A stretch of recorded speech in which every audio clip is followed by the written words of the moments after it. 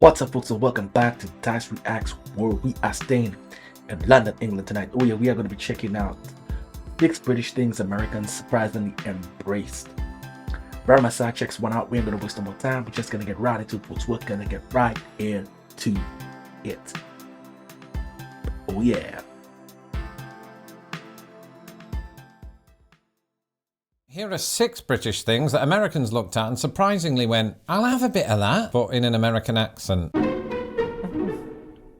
Okay, so over the years, I knew that American television had broadcast various British comedies and detective shows. What I didn't realise is that Americans got on board with various British children's TV. When I was at university, I remember having a conversation with an American student about Bob the Builder. We even spent a good hour singing the theme tune after 4 tequilas. And then I moved to America and looked at the TV listings, remember them, and saw Teletubbies. So now I find myself in the uncomfortable position of having to apologise on behalf of my country to America for both Teletubbies and Piers Morgan. Now, I don't have kids of my own because I've raised puppies, and Jesus, that was work. However, I do have nieces and nephews, and a few years ago my sister-in-law recounted how one of them was getting a little too into the British show Peppa Pig. This moment was not lost to history because I tweeted her words at the time. Your niece demanded to watch the Christmas episode of Peppa Pig 3 times today and is now calling Santa Father Christmas. It's funny how our priorities change over time. So in 2025, my to-do list is do research for video, film video, edit video, publish video to the masses. But in 1985, it was watch Thomas the Tank Engine. Everything about it was as British as can be, from the steam trains to the narration by the second best drummer in the Beatles. So imagine my surprise when I found out my... Man, this guy is hilarious. That took a really historical approach right there. I thought I was watching a documentary, or like a real documentary of some sort historically. It's just the way that he transitioned there. That guy's good, man. Now American wife and many others like her also watched it as a child. Furthermore, while researching this video, I found out that in addition to Ringo Starr, the US version was once narrated by George Carlin. Really? Sorry, I'm just editing.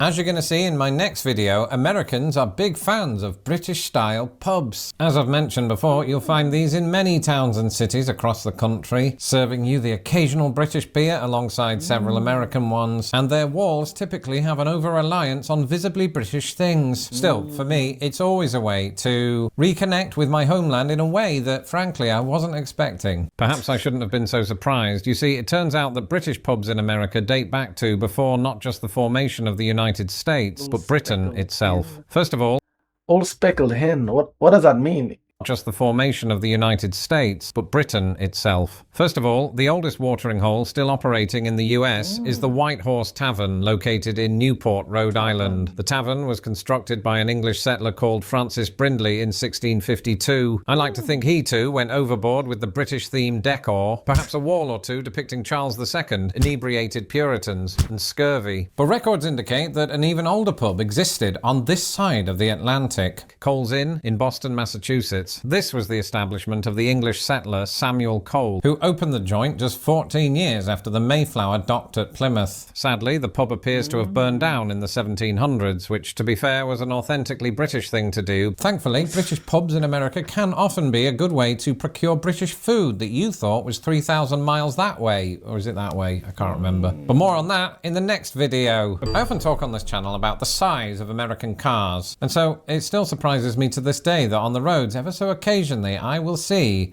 a Mini Cooper. While I was surprised to discover America actually embraced a car as small as the Mini, I was even more surprised to find it actually embraced it twice. During the swinging 60s, when Britain invaded America for the second time, the Mini, fresh from its launch by the British Motor Company in 1959, rode the freshly paved I-90 for the very first time. Sadly, only about 1 in every 185 million Americans bought one, and that was back when the population of America on average was 185 million. Here, I'm using exaggeration to convey how apparently Apparently, few Americans had seen the Italian Job, because they'd have been all over that if they had. Sales of the Mini came to a crashing halt in 1967. As it happens, so did the Summer of Love. Coincidence? Yes, actually. The reason for its initial demise in the United States has nothing to do with poor sales. It was kicked out of the country because it couldn't meet America's new, stricter safety and emissions standards. For a time, America replaced the Mini Cooper with Winnie Cooper, but she was a fictional child, not a car. So in 2002, having been acquired by German motor company BMW, the Mini made a triumphant return to American roads. Now, I'm not sure which type of Americans drive the new wave of...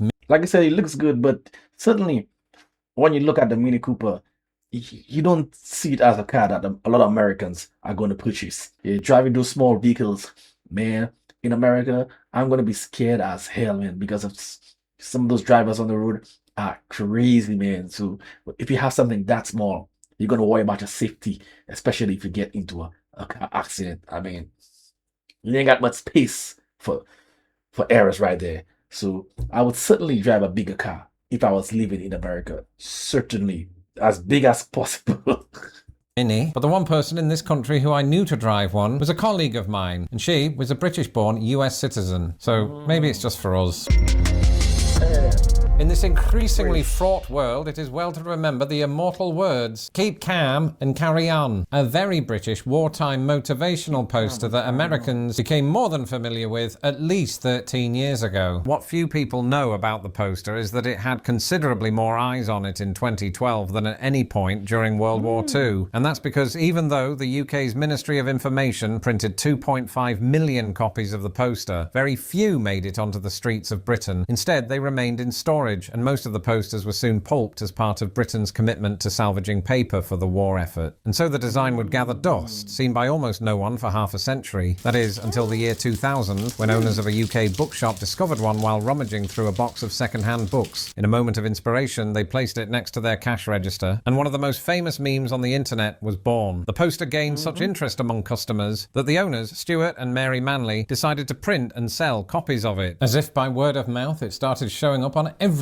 from mugs to t-shirts and eventually social media feeds. In fact, when I launched Lost in the Pond as a blog in 2013, the meme was at the height of its powers. Readers would send me it almost every day, which perhaps says more about me than them. But one thing that I forgot to mention is that most of those readers were American. You see, it became such a cultural hit in America that Americans adapted it for various uses, such as keep calm and go blue, keep calm and have a cupcake, and the CDC's use of keep calm and wash your hands. Finally, the keep calm poster had exceeded the fame and fortune of other wartime propaganda posters. In the end, you could say that it became a motivational poster not just for civilians. It's insane to think that this poster was stored for 50 years. 50 years, that's half a century, man. That's a long time. And I've seen that so many times. Because when he said it, keep calm and carry on, it's like, I know I've heard that from somewhere. I've seen that somewhere. But when he put the image in front of me, I was like, yeah, I remember. Because, I mean, it's if you on the internet, it's very difficult for you not to see that, especially if you're on social media. There's no way you can escape that poster. Impossible. It was everywhere. I still see it today every now and then, but maybe like I would say, like maybe like 8-10 years ago, like he said, it was very, very, very popular at the heights of its powers. So definitely, yes, I don't think I knew. I never questioned where it was from, to be honest. But for itself, not that posters have feelings.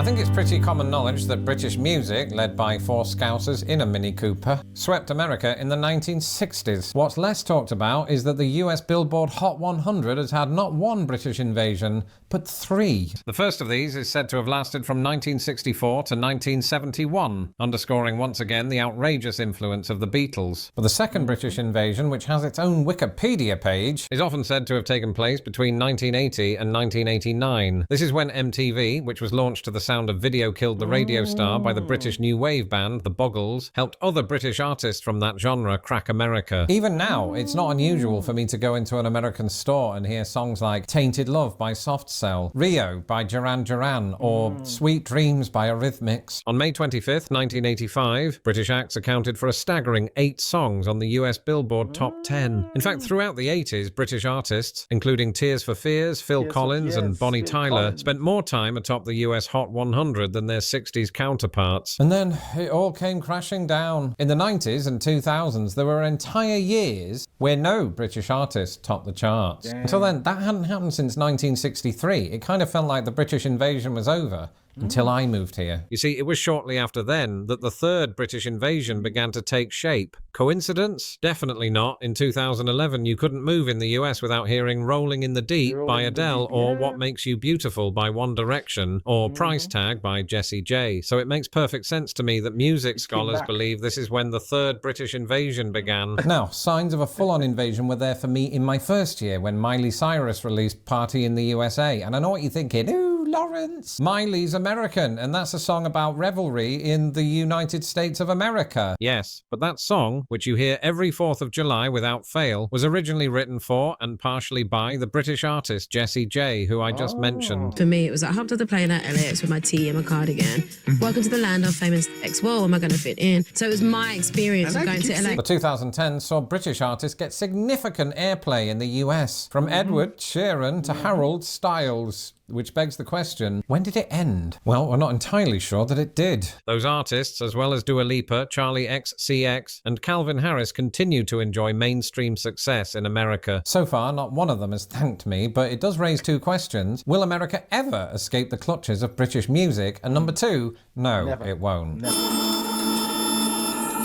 And finally, I was shocked to discover that Americans love our gas. And I'm not just talking about the effects of Newcastle Brown Ale. No, specifically, I mean 2 international petrol companies that just happen to be British. Firstly, you might have heard me talk before about BP, which stands for British Petroleum. Those are all over the US. In fact, at the time of the Deepwater Horizon oil spill, I couldn't help feel both dismay and a sense that this also felt like a British invasion. Secondly, I discovered quite recently that America has no shortage of another major UK petrol company. Shell. And before Uncle Toby types, Lawrence, how did it take you this long to realise Shell has gas stations in America? It didn't. It took me this long to realise Shell is, in fact, British. That's right. That one I didn't know. I didn't know Shell was British. To be honest with you, I'm not going to pretend like I knew that. Did not know that. Wow. I'm going to have to ask some of my people that question. Let me see if I'm the only one that was in the dark, because damn. I'm going to put some questions together, man. I'm going to make a video for you guys. Yes, British fans, because sometimes you don't think about where something is from. Some products and some things you think about it, others you just don't. I don't know why that is. Despite boasting the most gas stations of any petrol company in the US, Shell traces its humble beginnings to a small antique shop in London. That's right. In the 1830s, Marcus Samuel, a London shopkeeper, sold trinkets, curiosities, and most importantly, decorative seashells to Victorians. It was after these that Shell would later take its name. However, from 1870, Marcus Samuel could no longer run the business due to dying. So it fell to his sons, Marcus and Samuel, one named after him, the other after his whole family, given that they looked... That guy is so slick, man. He couldn't run the business due to dying. Oh my goodness. No comment. like this, their only viable career option was to become wealthy oil magnates. Accordingly, they expanded their dad's business and renamed it the Shell Transport and Trading Company. Eventually, the company that once sold polished clams decided to take on Standard Oil, America's mighty monopoly. By 1907, after merging with a Dutch firm, the Royal Dutch Shell Company was born. And suddenly, the quaint London Shell shop was fueling half the world and making Rockefeller's empire look a bit, well, standard. I've just realised that makes it sound like I'm shilling for Shell, but let me be clear, I don't take oil money. That whole thing was a misunderstanding. Man, this was very interesting. Sometimes you think a company is... I mean, you never give it a second thought because it's not something you think of. And there are products and companies, the name or maybe the logo is just so interesting that you really want to find out where the origins are. But Shell never came to mind. I would never think it's a British company. And when it comes to the music, British music, it's always going to be in the charts in American society. It's always going to be there. British have a lot of good good music, man. America got a lot of good music as well too. So it's gonna be something that's always gonna be back and forth, back and forth. So like I said, it's always gonna be there. I love his delivery, his humor, very different from many other content that I've watched. He said some things that you might overlook, and then when you realize what he said, you gotta go back, because he said the guy couldn't run the company due to dying. Like, are you serious, bruh? Like, what? Rest in peace to the guy, because he started an empire right there after he passed away. You know, he had the idea and the children took it and brought it to new heights. So you gotta give the man his credit. Yeah, but he said that and I didn't realize what he said. I had to go back and, like, come on, man. Yes, to keep calm and carry on. I have seen that for such a long time. I would have never thought it was a British, from British origins. I mean, in hindsight, when you look at it, it feels British. Definitely doesn't feel American or any other nation for that matter. It just has that British feel to it. But it's only in hindsight, yeah, and that's something I would never think of. Like, where did a meme come from? But it's just crazy to think that this was stored and not used for over 50 years. That's insane. And I don't know if he said who decided to put it out. I think it was someone that had a store and they actually put it out and decided to gain some popularity. It's crazy to think that something of that's so popular was kept aside for so long. Amazing. Who knows, maybe that was just the right timing. Maybe it would not have been so popular if it came out back in the days. You never know. Sometimes things work out that way for a reason. But some of the things he mentioned, I'm definitely going to put a list of questions. I'm going to gather it up, but I'm going to do a video asking people what they think that is. Like, which country does it sound British, does it sound American? Just gonna have some fun. If you want to see that long journal outro that I do, hit over on Dyce Reacts, where I do music reactions. This is where I'm gonna be making my exit. So until next time, peace out.